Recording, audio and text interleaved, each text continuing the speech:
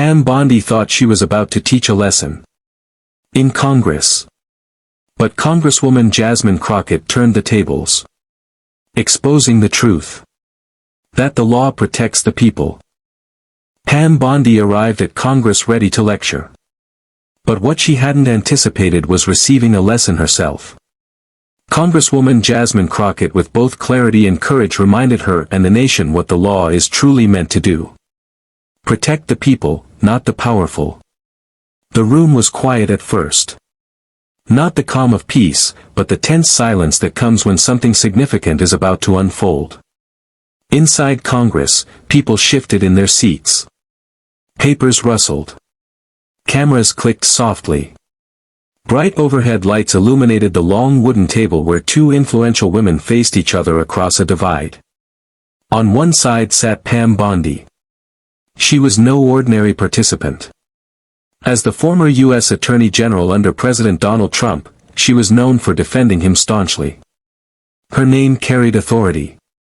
She had the title, the power, and the confidence of someone accustomed to being in control. On the other side was Congresswoman Jasmine Crockett. She did not come from the same political network. She wasn't backed by billionaires or powerful lobbyists. She was there for ordinary people, the workers, families, and citizens who rely on lawmakers to protect them. Crockett had built her reputation as bold, direct, and unafraid to speak the truth, even when it made influential figures uncomfortable. The contrast between the two was striking. Bondi leaned back in her chair, radiating sharp confidence, ready to dominate the conversation. Crockett, in contrast, sat upright, calm, collected, but with fire in her eyes, prepared for whatever might come. The room buzzed with tension. Staff members shifted uneasily. Lawmakers leaned forward, sensing that this would not be a routine discussion. Something significant was about to unfold. This hearing was not about technicalities or paperwork. It was about power, truth, and whose voice would define the law for the nation. Both women understood the stakes. Pam Bondi arrived with a clear mission to protect Trump's agenda and ensure no weaknesses appeared in the shield surrounding the president and his allies. For her, the law was a tool, sometimes a weapon, to defend the powerful. Jasmine Crockett, however, viewed the law differently. To her, it was a shield for ordinary people, a boundary meant to prevent corruption from overtaking the nation. As cameras adjusted and microphones crackled to life, everyone leaned in. What would happen when Bondi and Crockett finally confronted each other? Would Bondi's confidence dominate, or would Crockett's calm assertiveness reveal flaws in her arguments? The hearing opened with standard remarks, but the energy in the room was different. Each word and pause carried weight. This was not a routine political session. It was a confrontation. Bondi's gaze swept the room. She appeared ready to strike, relying on her authority and prosecutorial experience to silence any challengers. She carried the air of someone who believed the outcome was already decided. Crockett, meanwhile, remained still unhurried with the composure of someone who had faced battles before and had no intention of backing down. She was ready not only to respond, but to expose weaknesses in Bondi's stance. Everyone could sense it, the lawmakers, the staff, even the cameras. This was about to become a moment no one would forget. Then the silence broke. Bondi leaned forward, adjusted her microphone, and spoke. Her words were sharp, carrying both the weight of her office and the sting of someone determined to assert dominance. She was not there to discuss. She was there to control. The confrontation had begun. Bondi wasted no time. Her voice cut through the room as she fixed her eyes on Crockett and delivered her first attack. "You don't understand the law. You don't belong in this debate." The words landed heavily. It was not just a challenge. It was a dismissal. Lawmakers exchanged glances. Staffers shifted uneasily. Everyone recognized the intent. Bondi had chosen confrontation over discussion. She pressed on, explaining her interpretation of the law, but her version was selective. She framed the law as granting broad powers to corporations, politicians, and the wealthy, suggesting those at the top were largely untouchable. Her delivery was polished, confident, and authoritative. To casual listeners, it might have sounded convincing. But beneath the surface, it was about control, protecting Trump's circle and the corporate power backing him. The more Bondi spoke, the clearer it became that this was deliberate. Her goal was not education. It was suppression. By claiming Crockett didn't understand the law, she aimed to silence her before she could respond. By twisting the law, she created a smoke screen to obscure corruption. Some in the room leaned forward, following her explanation. Others recognized the tactic for what it was. Throughout, Crockett remained composed, listening closely. She did not interrupt. She was ready to respond on her terms. She didn't roll her eyes. She let Bondi speak. And the longer Bondi continued, the more she undermined her own argument. Bondi's voice sharpened as she pressed her points. She insisted her interpretation wasn't just correct, it was essential. Essential to protect business interests. Essential to safeguard the nation. Essential, she claimed, for the country's stability. It sounded lofty. Even patriotic. But behind her polished words, one fact was clear. Bondi was defending power, not people. Her confidence filled the room. But so did a growing unease. This wasn't just a debate over legal technicalities. It was the manipulation of the law itself. Bondi believed her delivery, her title, and her experience would shield her from challenge. She expected Jasmine Crockett to hesitate. Perhaps even shrink under the weight of her words. But Crockett didn't budge. Her hands remained steady. Her gaze fixed on Bondi. She was listening, observing, noting every word and every attempt to twist the law into something it was never intended to be. The room sensed it. The longer Bondi spoke, the more all eyes turned to Crockett, wondering how she would respond. Bondi concluded her statement with a flourish, repeating that Crockett had no place in this debate. Her voice carried authority and finality, as if the matter were closed. The silence that followed was thick. Heavy. The kind where everyone waits for the other shoe to drop. Bondi leaned back, convinced she had won. But the real confrontation hadn't even started. Across from her, Crockett remained composed. She didn't rush or scramble for a response. Instead, she adjusted her microphone deliberately, giving the room a moment to settle before she made her move. When Crockett spoke, her tone was calm and measured. Yet sharp enough to cut through Bondi's performance. Then came the line that stunned the room. Go study law again. The words hit like a hammer. Gasps spread. Lawmakers froze. Some leaning back in disbelief. Others leaning forward to catch every word. Bondi blinked, caught off guard. Crockett didn't pause. She began dismantling Bondi's argument step by step. Using clear, plain language, she explained that the law was never written to grant unlimited power to corporations or politicians. It was not meant to shield the wealthy and elite. Instead, Crockett said firmly, the law exists to protect ordinary people. Families. Workers. Citizens without influence or power. Her words carried weight because she wasn't just reciting facts. She painted a clear picture of the law's true purpose, sharply contrasting Bondi's distorted version. Crockett leaned forward, eyes locked on Bondi. Voice rising just enough to command attention without anger. She highlighted where Bondi had twisted statutes. Providing concrete examples of how the law was intended to prevent abuse, not enable it. Her delivery didn't just expose mistakes. It made them almost embarrassing. The room grew quieter with each sentence. Even those who had supported Bondi earlier now listened intently.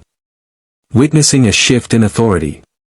Bondi, who had relied on her title and confidence as weapons, was now being corrected publicly. Crockett wasn't simply proving a point. She was teaching. Her tone carried the clarity of a professor addressing a careless student. She wasn't shouting or insulting. She was educating. That made her words land even harder.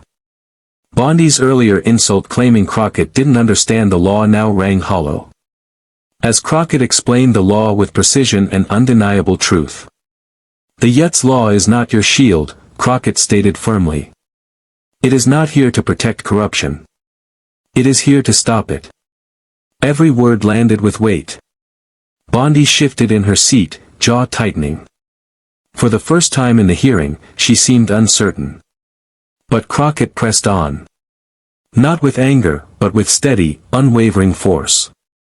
She reminded everyone that the law exists not for politicians' convenience, but for the protection of the people they serve. By the time Crockett finished, the room's balance had shifted completely. Bondi, who had come in attempting to silence Crockett, now found herself silenced. The chamber held a heavy, expectant quiet. But this time it awaited Bondi's response. For several seconds after Crockett spoke, the silence felt electric. Bondi sat tense, fingers tapping lightly on the table. Still absorbing the impact of Crockett's words. Some expected her to soften or reconsider. But that was not Bondi's style. She leaned forward, voice sharp, breaking the pause. "No," she said. "My interpretation is the one that keeps this country safe. It protects our businesses, our national security, and our future. Congresswoman Crockett, what you're doing is playing politics with the law." Her words came rapidly, meant to strike before Crockett could respond. She accused Crockett of twisting facts and weaponizing the law for her own agenda. Bondi's voice grew louder, more forceful. Portraying herself as the defender of stability. The one willing to make difficult choices to protect the nation. She painted Crockett as reckless, claiming her interpretation of the law could lead to chaos, harm businesses, even threaten the nation. Around the room, some people nodded cautiously, drawn in by Bondi's forceful delivery. Others shifted uneasily, sensing that her argument was more about asserting power than presenting truth. Bondi didn't seem to care. Truth was not her goal. Her aim was dominance. Her gaze stayed locked on Crockett as she pressed her point. "You can claim to represent the people all you want," she said. "But without strong national security, without robust businesses, there are no citizens to protect." Her words were weighty and dramatic, intended to feel conclusive. Yet beneath the surface, there was a hint of desperation. Bondi knew what had just occurred. She had been exposed. Crockett had explained the law clearly, removing the smoke screen and leaving Bondi on uncertain ground. Still, instead of retreating, Bondi did what loyal Trump allies had learned to do. Double down. Push harder. Never admit defeat. Her voice filled the room, rising and falling with practiced rhythm. She portrayed herself as a guardian of the nation, as if questioning her was questioning America itself. But the tension in the chamber told a different story. Every time Bondi raised her voice, Crockett remained composed. Every attack was met with calm, reminding everyone that the law supported her. It was a clash not only of words, but of styles. One relying on bluster and authority. The other on truth and clarity. Bondi concluded her rebuttal with a pointed accusation. "You are not speaking facts, Congresswoman. You are advancing a political agenda.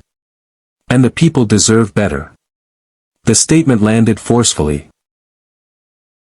She leaned back, confident she had regained control.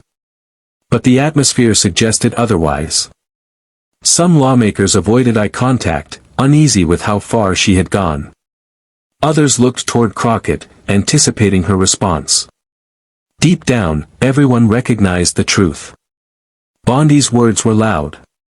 But Crockett's were accurate.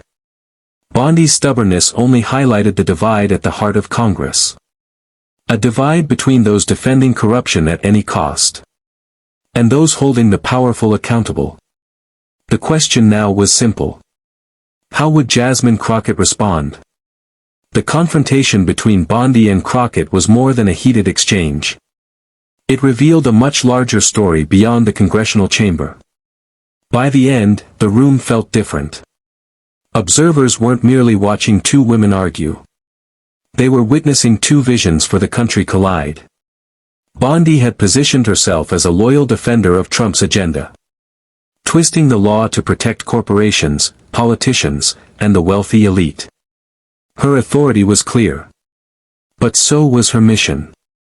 Protecting power over people. Crockett, on the other hand, emphasized a simple but powerful truth. The law is not a tool for the privileged few. It is a shield for ordinary citizens. The parent trying to feed their children. The worker striving to make ends meet. The community relying on fairness to counter corruption. That contrast was striking. While the clash was dramatic, the real story lay in what it revealed. A battle within Congress between those willing to bend the truth to protect corruption, and those committed to upholding it. The suspense extended beyond Bondi and Crockett. Their clash symbolized a broader struggle under Trump's presidency. A struggle where loyalty to power often outweighs loyalty to truth. Where half-truths are presented as facts. And where justice must fight for its place. Crockett's remark, "Go study law again," was more than a personal jab. It was a challenge to anyone misusing the law for political or personal gain.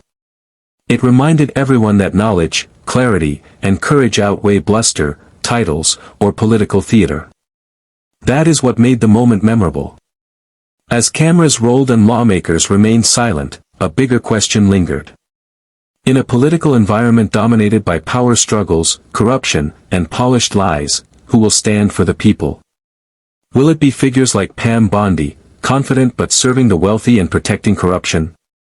Or voices like Jasmine Crockett, who stand firm, expose falsehoods, and uphold the law's true purpose? That is the heart of the story. For viewers, the message was clear. This wasn't just a personal clash. It affected families, rights, and the nation's future. When the law is twisted to serve the rich, ordinary citizens are left vulnerable. But when defended by leaders with courage, it protects justice, equality, and fairness. As the hearing ended, the image of Crockett calmly correcting Bondi's distorted claims remained vivid. It wasn't just a correction. It was a warning. The question now is, who will carry the weight of truth? And who will continue to bury it? Bondi may have refused to back down. But Crockett reminded the world that truth doesn't back down either.